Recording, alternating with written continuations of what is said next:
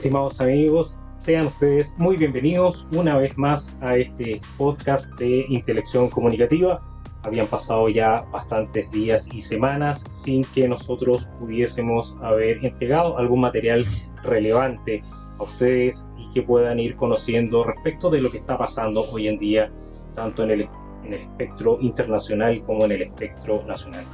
El día de hoy les traigo fundamentalmente un documento que ha llegado a nuestras manos por parte de fuentes de inteligencia y que dice relación con una misiva que está dirigida hacia los principales líderes de la mesa de unidad social. Entre ellos, como ustedes pueden ver, Mario Aguilar, Bárbara Figueroa, Luis Messina, Emilia Schneider, Belén Larrondo, José Pérez, Gabriela Flores y Alondra Carrillo. Lo curioso de este documento es que básicamente es un correo que ellos han enviado, que fuentes externas filtradas en el movimiento nos han hecho llegar respecto de, como les digo, de una misiva que de alguna forma pretende generar nuevos lineamientos para centrar la discursividad en adelante, ¿cierto? Y lograr consolidar finalmente las estrategias del marxismo, que es lo que se persigue finalmente con todas estas ideas progresistas, que no es más que un marxismo 2.0 disfrazado.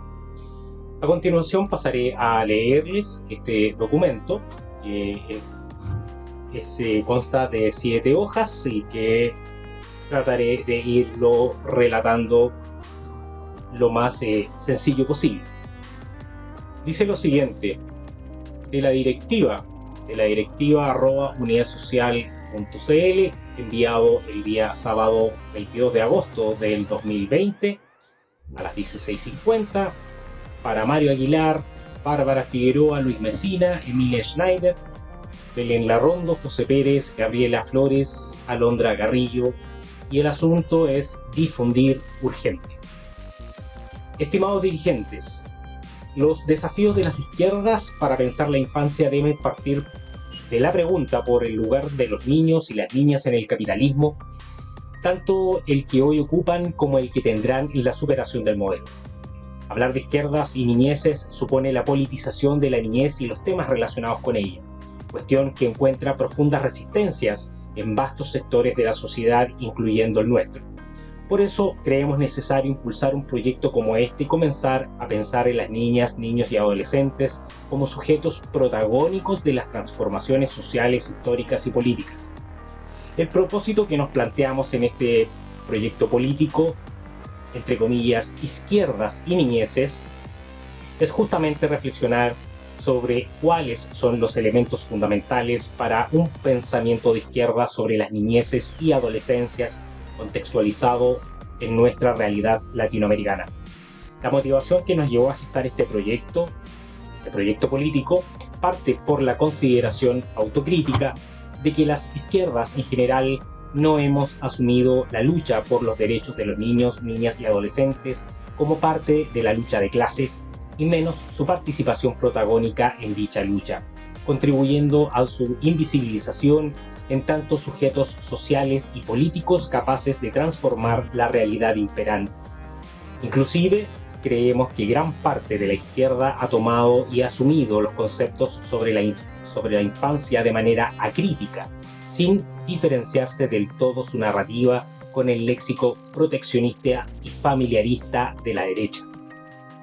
En esa línea no se ha superado la retórica liberal del enfoque de derechos de la Convención de Derechos del Niño, reduciéndolos a la categoría técnico-jurídica de sujetos de derecho, en un discurso muchas veces desprovisto de análisis político, relegando su rol en la sociedad a individuos pasivos receptores de ciertos derechos otorgados por el mundo adulto.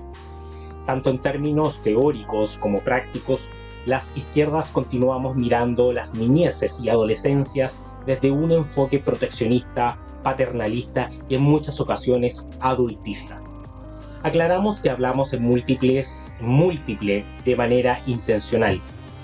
Respecto a las izquierdas, reconocemos que el campo de la izquierda es amplio y heterogéneo, por lo que nos parece relevante que no homogeneizarlo en un pensamiento único, sino que dar cuenta de las diferentes perspectivas, análisis y lecturas políticas de la realidad social, que tengan como apuesta la producción de una teoría y política emancipatoria de y con los pueblos para superar el modelo de desarrollo capitalista neoliberal. Y sobre las niñeces, hablamos en plural, porque al sostener la idea de la infancia corremos el riesgo de reproducir el discurso hegemónico colonialista de una concepción unívoca de la niñez, que es la que está a la base de la Convención de Derechos del Niño, occidental y burguesa, relegada al espacio privado, familiar y escolar. En ese sentido, y sobre todo considerando las múltiples realidades de los niños, niñas y adolescentes de nuestra América, es una tarea pendiente el reconocer y visibilizar dichas realidades, ¿cuáles? La de la niñez indígena, campesina, trabajadora, popular. Ahora bien, es importante puntualizar que en primera instancia y a pesar de las distintas realidades, el lugar de la subordinación de los niños, niñas y adolescentes en la sociedad es común y transversal a todos ellos, incluso a la niñez de las élites. Cuando nos referimos a este lugar común de subordinación, podemos hablar de la infancia o la niñez, pero siempre considerando las diversidades locales que existen dentro de esta posición estructural. Por lo tanto, nos enfocamos en un tipo de opresión compleja que imbrica a la sociedad, a la clase social, el género, la etnia, con otro sistema transversal a ella. ¿De qué tipo de opresión específicamente estamos hablando? Hablamos de lo que se conoce como adultocentrismo. El adultocentrismo como un sistema de dominación social, cultural, histórico, político y económico de carácter estructural, sistémico y hegemónico. Esto en contraposición a cómo se le suele pensar desde el imaginario social, como un fenómeno netamente conductual e interpersonal que se manifiesta en la relación adulto-niño. Es decir, como una problemática individual. Pensar el adultocentrismo como un sistema de dominación nos permite hacer un desplazamiento de la lógica individual y parcial de las violencias hacia las niñeces y adolescencias, a una práctica social institucionalizada. Esta operación nos permite señalar, visibilizar y denunciar la violencia estructural hacia este grupo etario en particular. De esta manera, analizar las múltiples formas de violencia que sufren los niños, niñas y adolescentes en las familias, las escuelas, el Sename, las comunidades mapuche, implica ir más allá de la individualización del acto violento en el adulto, de la retórica legalista de la vulneración de derechos y de una visión abstracta de la violencia, ubicando lo que tienen en común esas manifestaciones de violencia, y que es en el contenido adultista que se pone en juego. El adultismo entendido como un tipo de discriminación por edad, cuya lógica sustenta el adultocentrismo.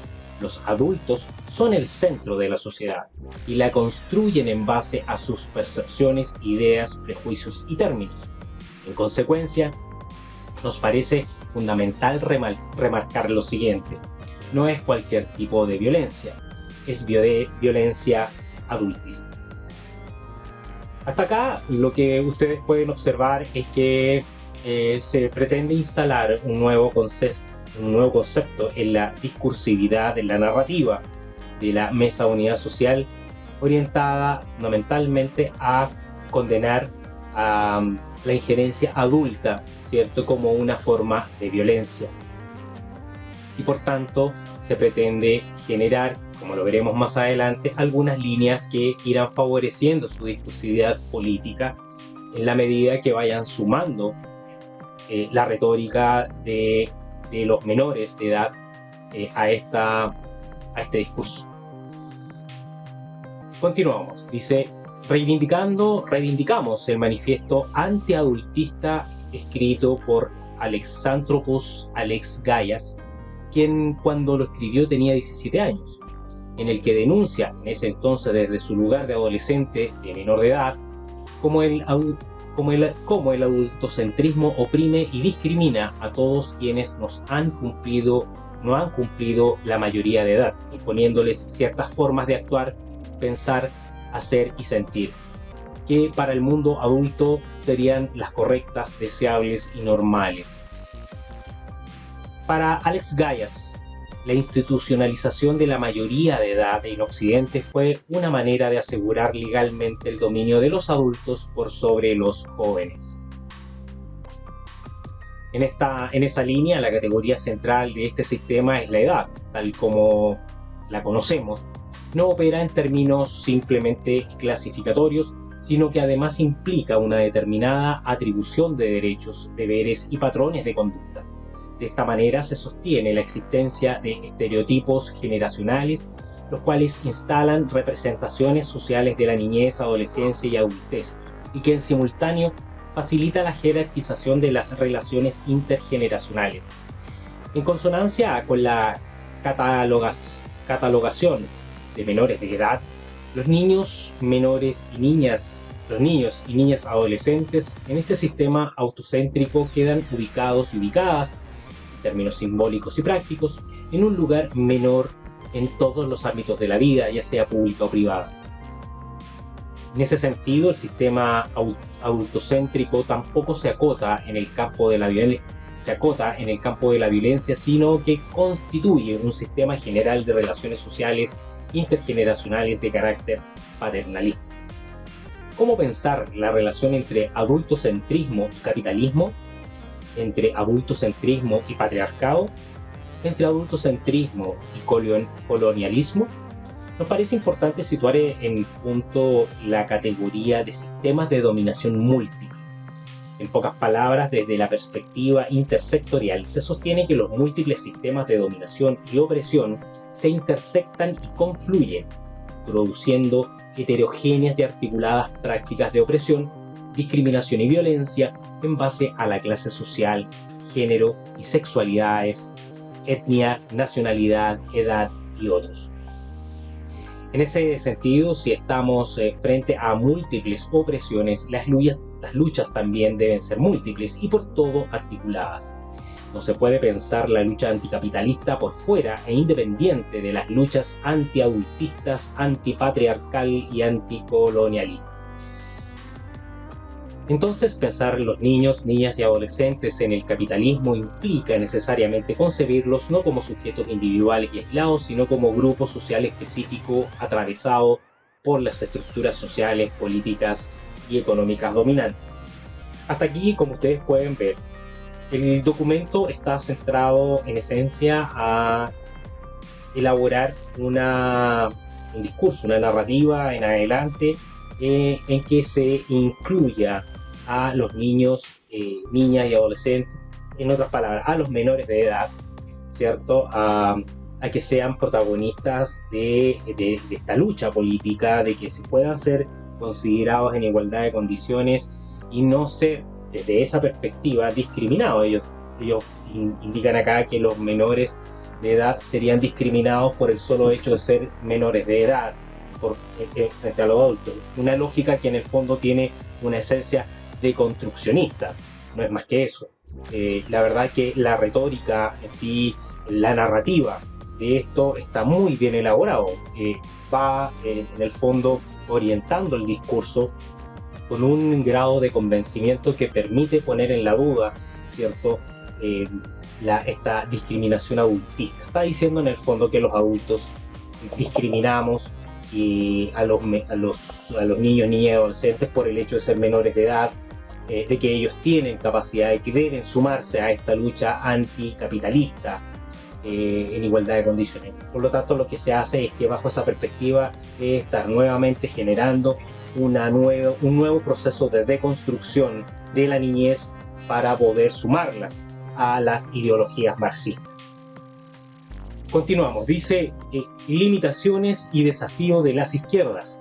En Chile, las limitaciones de las izquierdas sobre la falta de reflexión crítica producción teórica y compromiso militante por la lucha de los derechos de los niños, niñas y adolescentes, tanto a nivel general como en particular de aquellos provenientes de los sectores más excluidos, oprimidos y precarizados de la sociedad, son múltiples. Ahora bien, no se trata únicamente de realizar una crítica y señalar las limitaciones, sino que principalmente plantear los desafíos que tenemos por delante en la creación con sus protagonistas de un proyecto político emancipatorio en el que la minoría de edad no sea justificación ni excusa para la violencia, opresión, desigualdad, segregación y discriminación. Una cuestión que en primera instancia trasciende a la izquierda propiamente tal es que tanto la política institucional y partidaria como lo político, polis, participación ciudadana, esfera pública, cierro paréntesis, históricamente en Occidente ha sido un ámbito de la vida monopolizado en el mundo adulto y masculino. La sociedad y sus instituciones han sido y son creadas por y para las clases de edad adultas. Y cuando son instituciones vinculadas a la niñez, entre ellas, paréntesis, escuela, hogares residenciales, jardines, etc., son pensadas y creadas desde la lógica adultocéntrica, en la que las menores de edad no tienen ni voz ni voto en cualquier aspecto que les concierne. Entonces es pertinente afirmar que vivimos en sociedades adultocéntricas. Quizás la respuesta a la sociedad adultocéntrica más paradigmática sean las organizaciones de los niños, niñas y adolescentes trabajadoras, entre paréntesis NNATS, cierro paréntesis, nacidas en la década de los 70 en América Latina y que hoy están presentes en nuestro continente, en África y en la India. Estas organizaciones giran en torno a una apuesta social y política por la dignificación del trabajo que realizan niñas, niños y adolescentes, a la defensa de su vinculación social a través del trabajo y a una comprensión contrahegemónica de sus derechos en este ámbito. Los NNATS insisten en la diferenciación entre trabajo y explotación infantil, ambos tratados conjuntamente por el discurso dominante de la política de erradicación del trabajo infantil, de modo que su lucha trasciende los intereses inmediatos de los mismos niños para interpelar a las relaciones sociales más amplias en las que también se ven involucrados los adultos. Veo poco, les pido disculpas porque estoy a la letra un poco más chica. Los movimientos de NNATS plantean el protagonismo de la niñez como un paradigma de la participación sustantiva de niños y niñas, cuestionando las estructuras de relación adultocéntricas basadas en la clásica categoría de infancia que ubica a los niños y niñas en un lugar pasivo y los señala como individuos incompletos y incompetentes. En Chile, los movimientos estudiantiles secundarios han tenido históricamente un rol protagónico en los movimientos sociales. En el periodo postdictadura, los movimientos estudiantiles secundarios se hicieron presentes a partir del año 2000, con la formación de la Asamblea Coordinadora de Estudiantes Secundarios, ACES, y el llamado mochilazo al año siguiente. Una serie de protestas públicas orientadas a la cuestión escolar. La Revolución Pingüina en 2006 fue un hito histórico, no solo porque por primera vez se cuestionó públicamente la herencia político-económica de la dictadura, sino porque además se visibilizó de manera masiva que los y las adolescentes son sujetos políticos que tienen no solo el derecho a participar y organizarse, sino también las capacidades para hacerlo, llevando a cabo acciones colectivas de manera autónoma y posicionándose políticamente sobre materias que a la larga implicaron el profundo cuestionamiento al modelo neoliberal que hoy asume la sociedad chilena. Los estudiantes secundarios en Chile interpelan el orden social con voz propia en una orgánica autodeterminada, cuestión que reafirmaron el año pasado con los llamados a evasiones del metro, dando el puntapié inicial para la revuelta popular. El protagonismo juvenil interpela también las definiciones del orden adultocéntrico que se manifiesta a través del Estado en la constante criminalización de la acción estudiantil y un razonamiento adultista que deslegitima constantemente sus puntos de vista. Por otro lado, existen algunas iniciativas o prácticas político-pedagógicas de parte de ciertas organizaciones sociales, políticas y territoriales, entre paréntesis, principalmente de educación popular y libertaria, cierre paréntesis, en las que se han desarrollado otro tipo de vínculos con las niñeces a través de la promoción y facilitación de las relaciones horizontales, libertad de expresión, acciones colectivas, por ejemplo, talleres comunitarios y diálogos intergeneracionales. Esto con el objetivo de democratizar las relaciones entre adultos y niños. Sin embargo, la apuesta por la democratización de los vínculos generacionales no necesariamente ha sido pensada y formulada como una disputa contrahegemónica al sistema adultocéntrico y que tenga como horizonte explícito la lucha por el desmantelamiento de las lógicas, discursos y prácticas adultistas en la sociedad. Se podría decir que las acciones y prácticas político-pedagógicas se han remitido al espacio microterritorial sin apuntar a disputar la macroestructura. A esto se le suma que no ha habido en general un debate consciente y un cierto consenso respecto a la construcción de una visión ideológica sobre la niñez. Más bien, la imagen que se tiene de la niñez es producto de las percepciones individuales y parciales o una réplica del discurso oficial. O sea, los niños como sujetos de derecho. Por ende, nos parece fundamental sostener que la salida a la crisis de este sistema político-económico adultocéntrico es colectiva e intergeneracional y no individual ni únicamente adulto. A nivel general, las izquierdas, tanto desde los movimientos sociales como de los partidos políticos, no hemos promovido la organización y coordinación intersectorial e intergeneracional por la defensa de los derechos y la dignidad de la niñez. La violencia del Estado contra niños, niñas y adolescentes se manifiesta públicamente sobre la infancia mapuche y los estudiantes secundarios, pero también de manera soterrada en el maltrato infantil institucionalizado e invisibilizado en los organismos públicos y privados, así como en la propia familia, la escuela y en la calle. Hasta aquí ustedes pueden observar que la construcción dialéctica, la retórica de esta discursividad se orienta fundamentalmente a que los niños sean parte de una fuerza política, de que los niños, niñas, los menores de edad en general sean parte de una fuerza política. Si uno revisa el manifiesto comunista de Karl Marx, los niños deben trabajar. De acuerdo a Karl Marx, al marxismo, los niños deben trabajar. Esta es una forma encubierta de poder integrarlos bajo el eslogan de democratizar la niñez, de ponerla en igualdad de condiciones con el adulto, aun cuando hay una ilógica en este concepto de que el desarrollo de los niños, ¿cierto?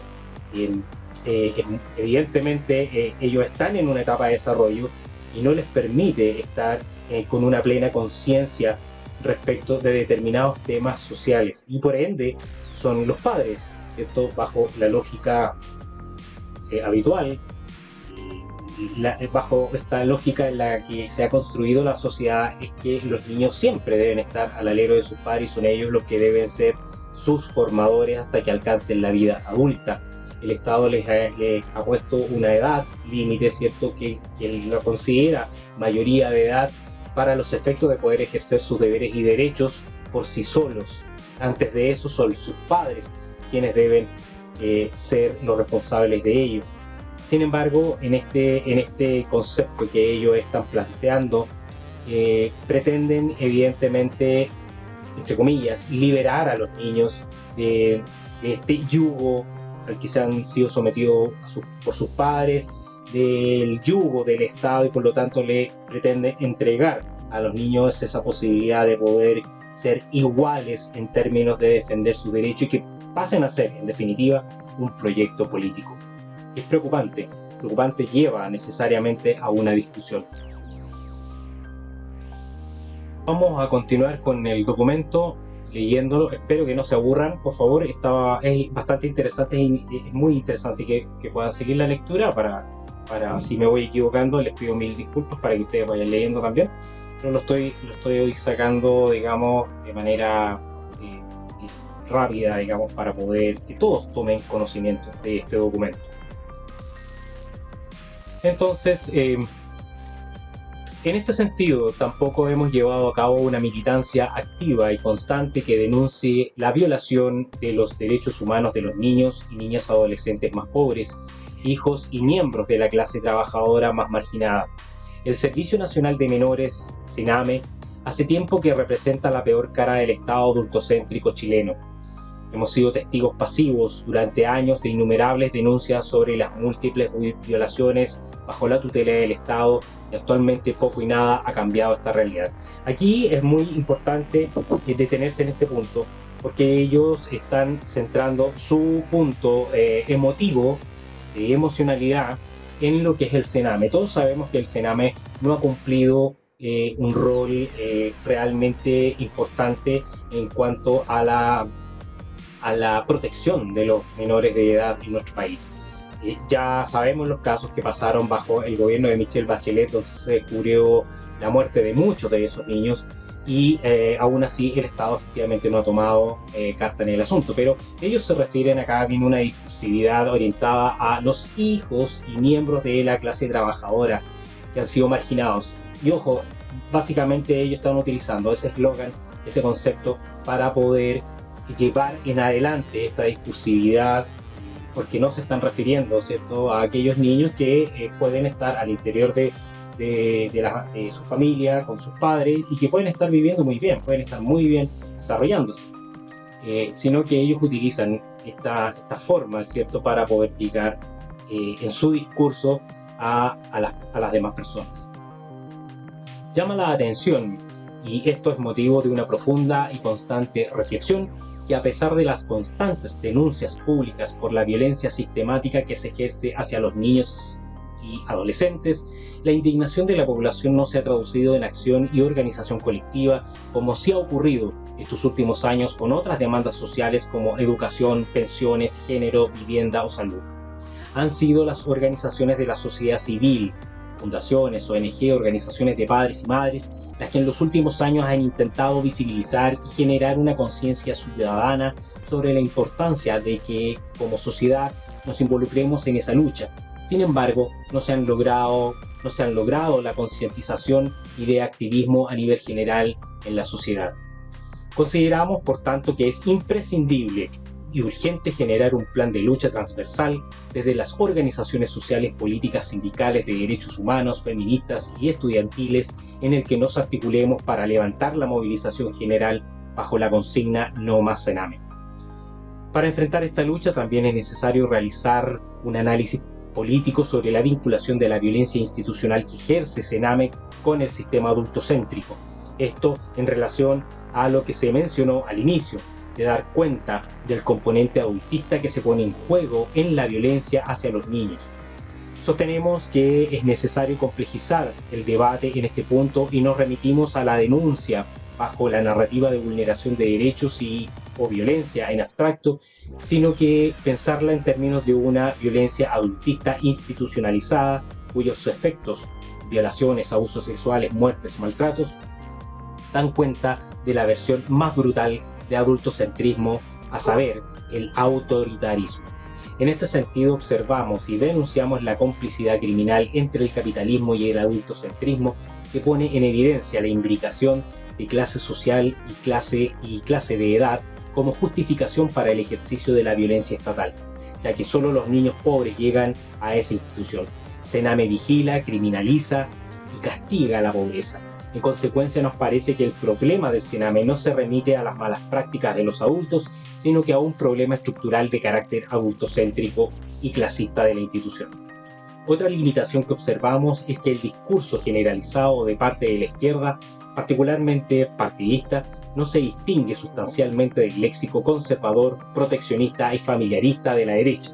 Las preocupaciones en materia de política pública giran únicamente en torno a la protección integral, la crianza, la educación, pero poco y nada sobre los procesos de democratización y participación social y política de los niños y niñas y adolescentes en el ámbito público. Muestra de ello es que la política pública de infancia es construida siempre sin la participación vinculante de sus destinatarios. En ese sentido, más allá de que el Estado reconozca formalmente en el plano jurídico a los niños, niñas y adolescentes como sujetos de derecho, en la realidad material aquello no se cumple. El cambio de paradigma del enfoque tutelar al enfoque de derechos no ha implicado una ruptura epistemológica en las concepciones de las políticas públicas de niñez y adolescencia. Más bien, la tutela sigue persistiendo como una cosmovisión de mundo en la que el mundo adulto, representado en instituciones familiar, estatal, jurídica, escolar, decide y controla todos los aspectos de la vida de los niños y niñas adolescentes. Incluso se trata de la materialización de sus propios derechos. Solo una facción de la izquierda, representada en el movimiento feminista, ha trascendido el discurso familiarista y privatizador en torno a la crianza, relegada tradicionalmente al espacio doméstico feminizado, construyendo una nueva narrativa y acciones concretas de colectivización, despatriarcalización de la crianza, apuntando a que esta es una labor social y comunitaria de todos, todas y todes.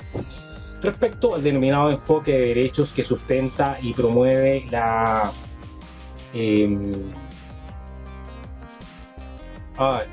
CDN, ha estado exenta de críticas desde la izquierda, como si fuese una doctrina incuestionable, pura e intrínsecamente emancipadora. Aclaramos desde un principio que no nos posicionamos en contra de la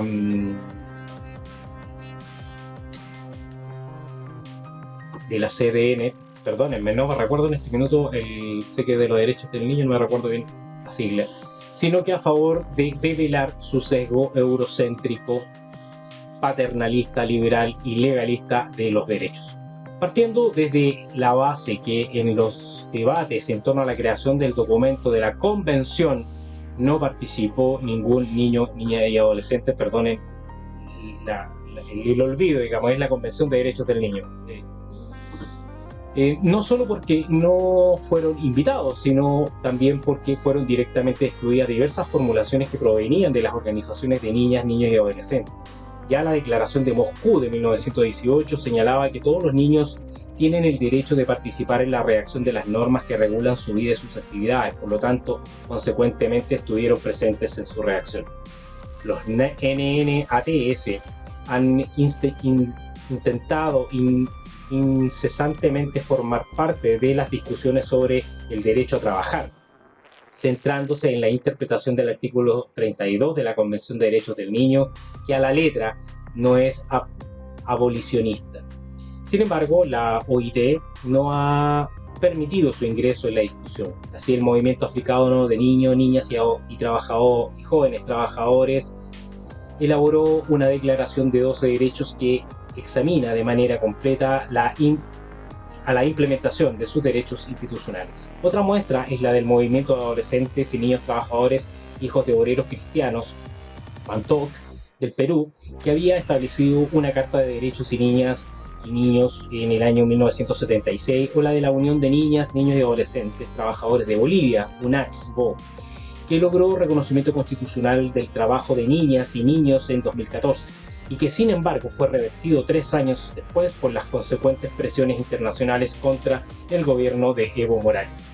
Otras iniciativas expresadas de manera diferente provienen de los movimientos indigenistas en los que niñas y niños están integrados en las luchas por la autodeterminación y defensa de culturas y territorios, ampliando también sus prácticas de participación y su relación con la educación y el trabajo. Lo que queremos destacar es que la historia oficial de los derechos de niñas, niños y adolescentes se ha movido hacia la exclusión de la participación social y política de los propios niños, anteponiendo a ella los principios de protección y provisión, y esto ha sido practicado con la exclusión de las propias voces de niñas y niños en la elaboración de la convención. Nos queda asumir la problemática del razonamiento paternalista a partir del cual se pensaron los derechos de la niñez sin ningún tipo de diálogo intergeneracional de por medio, ni poder de decisión de parte de los mismos niños.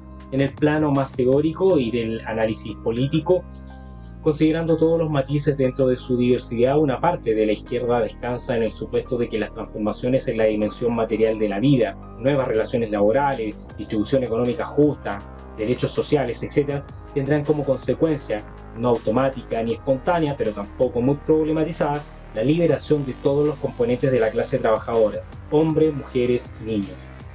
En su versión más ortodoxa, parte del supuesto de que todas las relaciones sociales opresivas son producto de la opresión de la clase.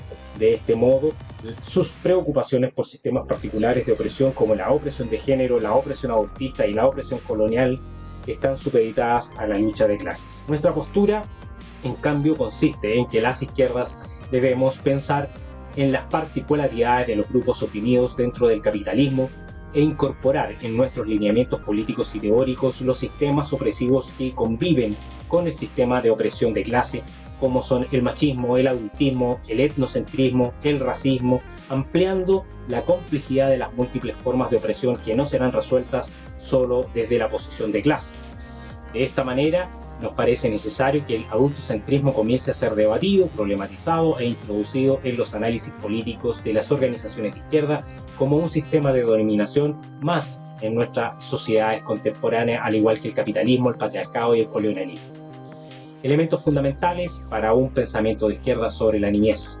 Pensar los elementos fundamentales para un pensamiento de izquierda sobre la niñez tiene que ver con situar un campo de reflexión del cual podamos extraer algunas herramientas teóricas y políticas que nos permitan, por un lado, llevar a cabo la reflexión crítica y profunda sobre la concepción de la niñez desde la izquierda y, por tanto, repensar y problematizar nuestro rol como adultos en los procesos de organización y lucha de y con los niños, niñas y adolescentes.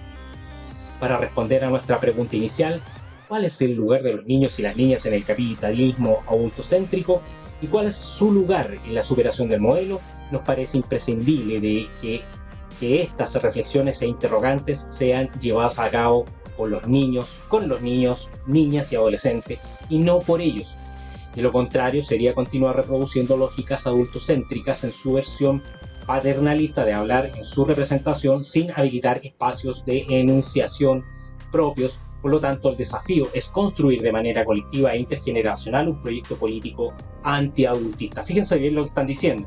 Construir un proyecto político antiadultista. Ese va a ser el nuevo bastión de la izquierda radical en Chile. Construir un proyecto político antiadultista que se sume al anticapitalismo, que se sume al patriarcado, al antipatriarcado, al machismo, a todas estas líneas que han conformado un eje de poder. Este eje de poder ahora se va a llamar antiadultista.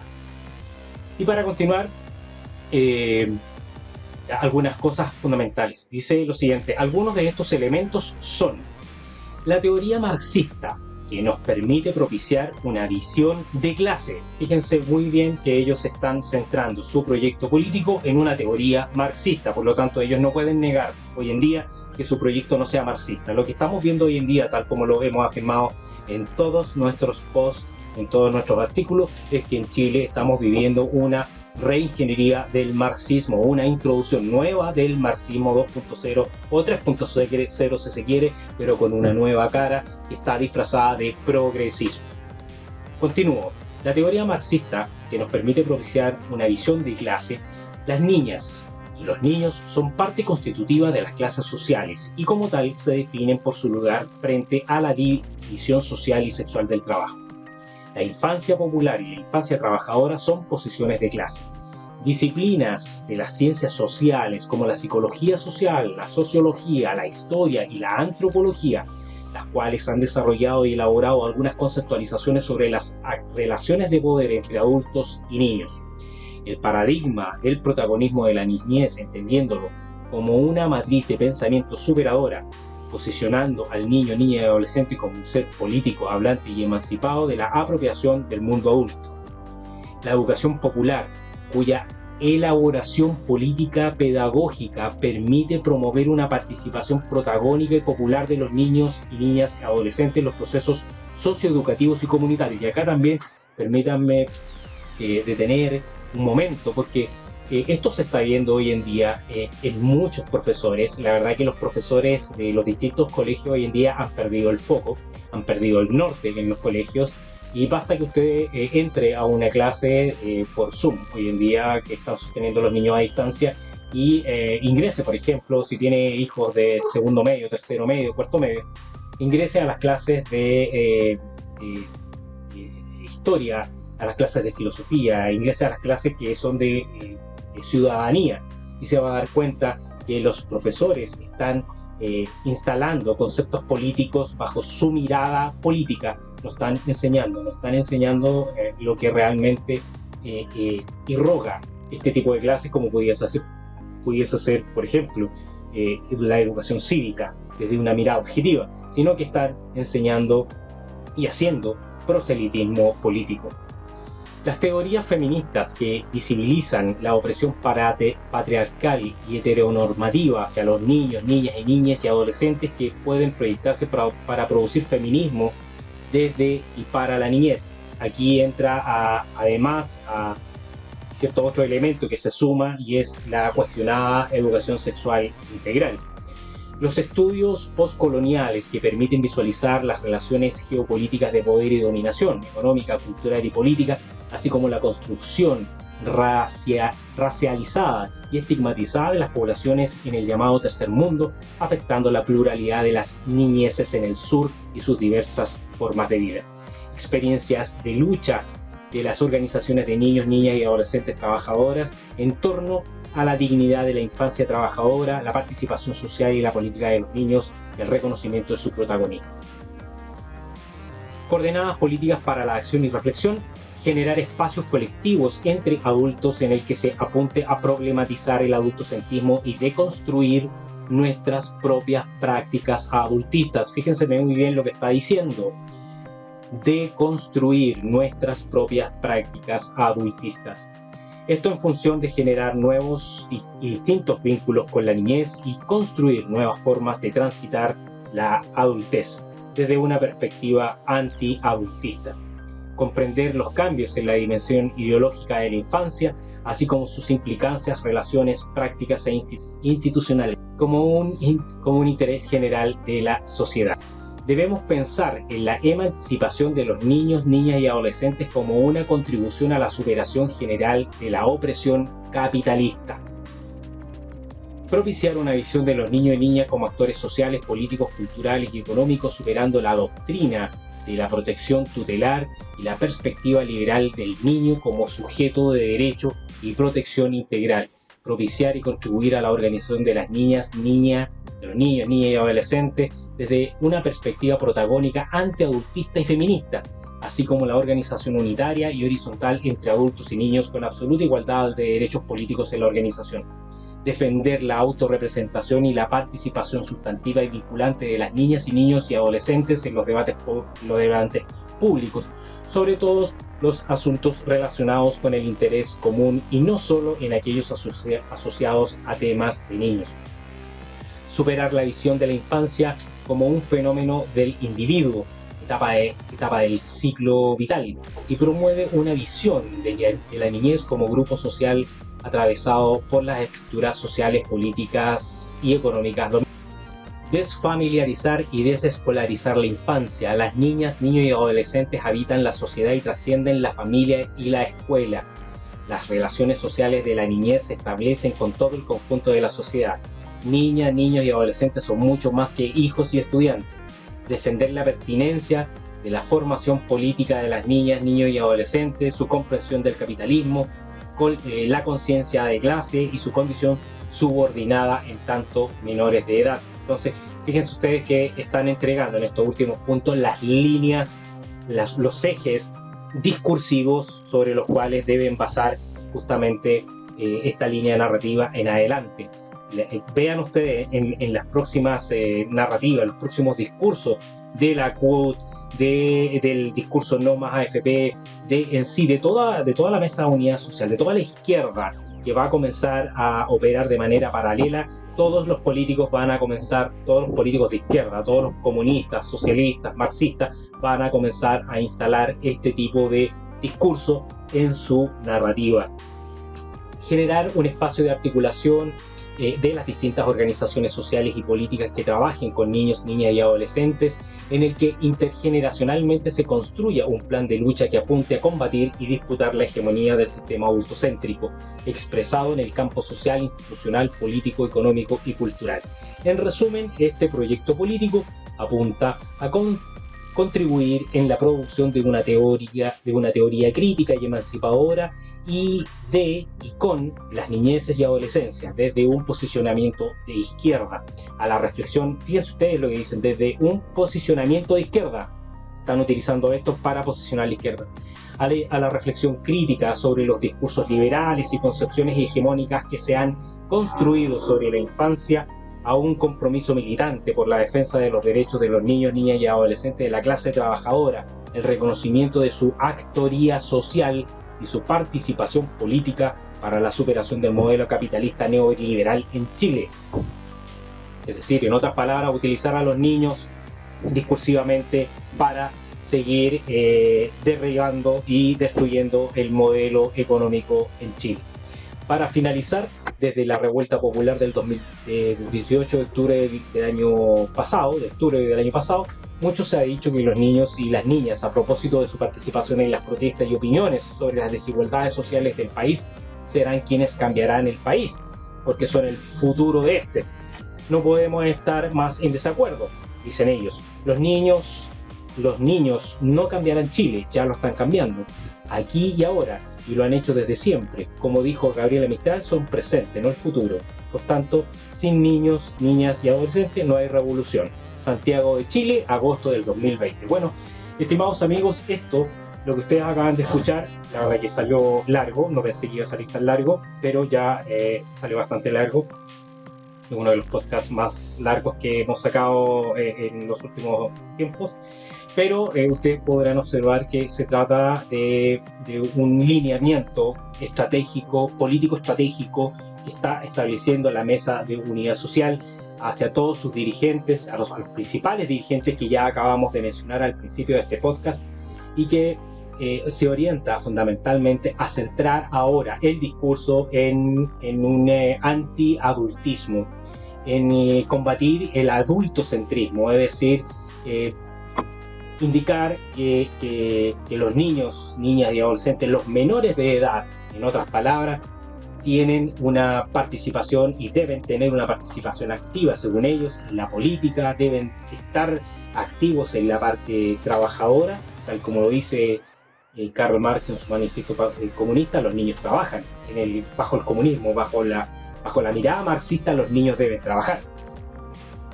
Y por lo tanto aquí lo que se hace es que se está superponiendo la educación que deben recibir los menores de edad, y hablemos de menores de edad, porque eso es lo que engloba todo, ¿cierto? Ya sean niños, niñas o adolescentes, son menores de edad ante la ley.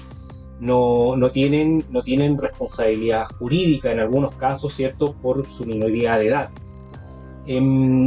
Pero sepan ustedes que esta va a ser la nueva discursividad de la izquierda, de esta izquierda más radical, centrada, como les he dicho, en los principales actores políticos como Bárbara Figueroa, como Mario Aguilar, como Luis Mesina. Van a ser los principales que van a estar sacando en adelante este tipo de discursos, y ustedes deberán estar atentos.